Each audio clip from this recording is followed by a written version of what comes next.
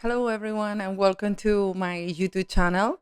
Later in February, the North Lunar Node is going to move from the energy of Aries to the energy of Pisces. The lunar nodes are mathematical points, they're not asteroids or planets, so they don't have a physical body. It's a point that is a reference for our evolution. This non-lunar node in the energy of Pisces is going to be felt in very different way.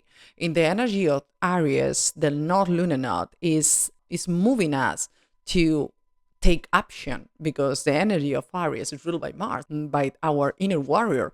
It wants to take action from ourselves that many people don't do. Many people they don't take action from themselves. So with this transition that the North Lunar Node made in the energy of Aries help us to take action from ourselves. But now that is moving to the energy of Pisces, this changes completely the play because Pisces is the energy of connection with everything. It's the connection with source, with God, with the collective unconsciousness. It's the energy that show us and make us experience that we are all one.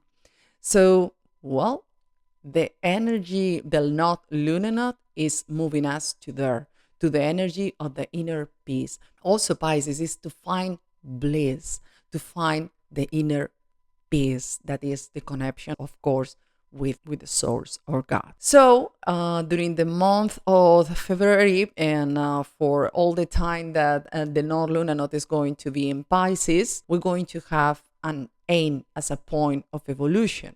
And that doesn't mean that you go there. That point of evolution is there, and the point of evolution is going to challenge us all the time to go to our inner peace, to return to our inner guru so we can do that metamorphosis.